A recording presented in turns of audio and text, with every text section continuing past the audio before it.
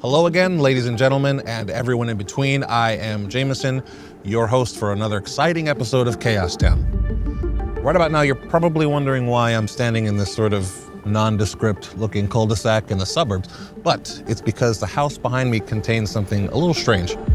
It's an experiential art installation called The Portal. So I'm here to stay the night and to talk with the creative mind behind it. I hear it's pretty trippy. I've seen some weird photos of it online, but there's only one way for us to find out. So I'm gonna head inside.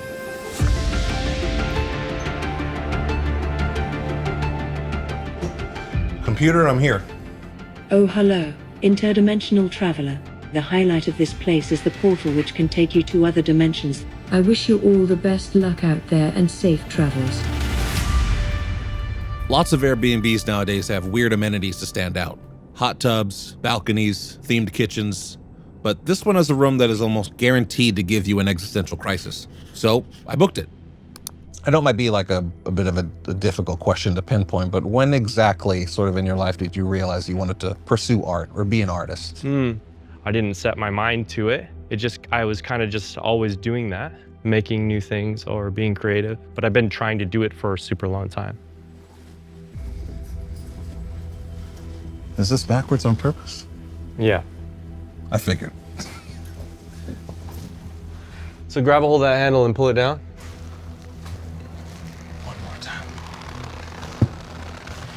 Oh, wow. Interesting. It's a little weird.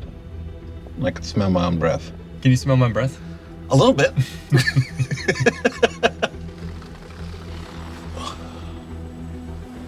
So that piece is called the Conversation Tube. How did the portal start? I asked my wife, what are we gonna do with your house? Because we had come together and we live here and we live at my place. And in April of this year, we opened it up to Airbnb as a way to earn money here and show beautiful art and ideas. In the journey of being an artist, obviously you've managed to merge commerce, making money, with your art. Has that ever been a difficulty for you, or how do you feel about that?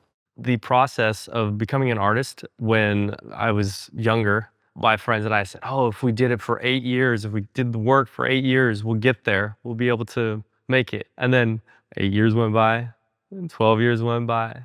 And so the portal is a really wonderful hack for that.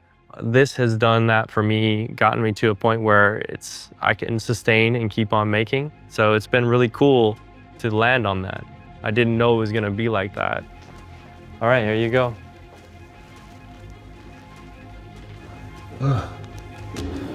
Infinity. I almost get the feeling if I step in, I would fall into something. Yeah, that's the falling. That's a thing. So why is it called the portal? Because when you go there, you can engage in an adventure of the mind. And that adventure of the mind says that you're looking inside of this room that is all reflections, but in every reflection there is another reality. Brianna Wheeler from Willamette Week just did an article on the portal.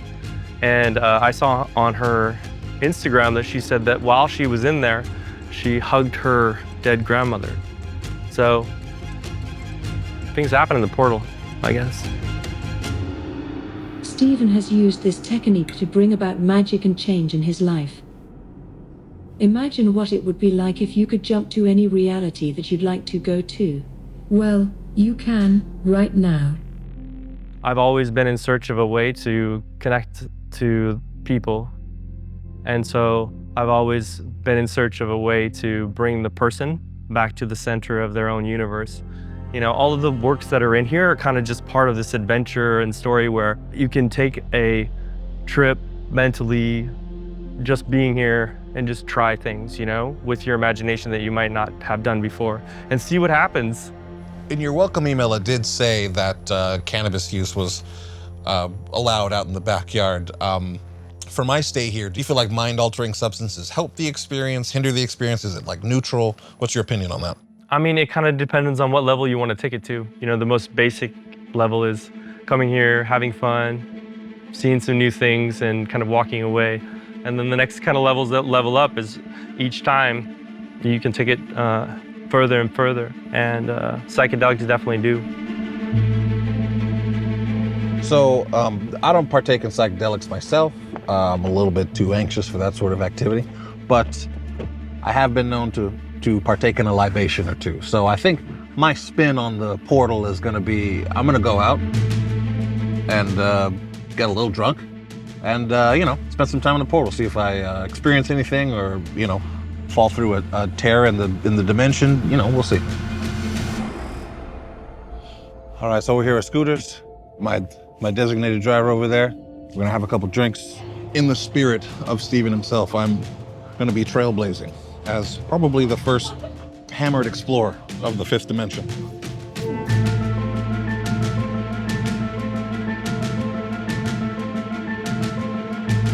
All right, I'm about 7 drinks in. We're at Chevron, get some supplies, chips, Snapple, beef jerky, everything you need to find your higher self. And then we'll be back into the portal. So I'm headed in for the night.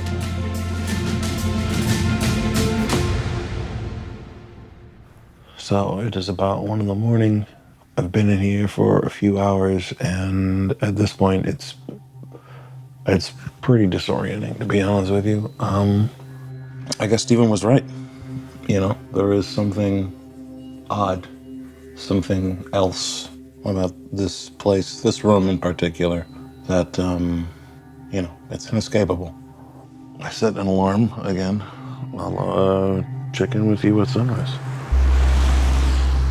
All right, so it is now 8 a.m.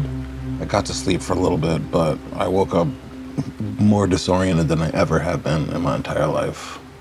I don't know, I'm going through a strange transitionary period in my life right now between, relationships and career and, figuring out what I want to do for the rest of my life. And for some reason, just sitting in this room and just looking at myself from 1,000, a million different angles here. The thing that it's saying to me right now is just to look around, look at everything, look at every angle, really think about it. And just quiet, just being with your own thoughts, especially in a room where you literally can't escape yourself. Anyways, I feel like I might be losing it a little bit in here. I'm gonna get out of here.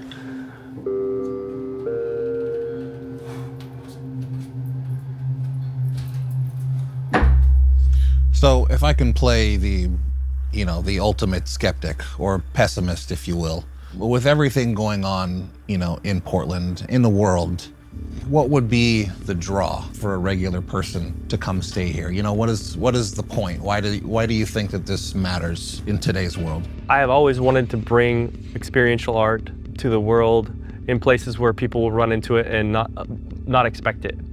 It's important to remember that our imaginations can do anything. As humans, we built this world this way. In addition to the negative aspect of it, we built all of it this way ourselves with our imaginations. So if we were to turn our mind towards something that was more beneficial for all people, that could be a very positive thing. So to me, I feel as though the average draw is to come here, have a good time, enjoy the artwork, see what you see, and if they feel it a little bit, if even there's a little bit of hope in there, then it's done something beautiful. It's moved us all in this kind of direction together.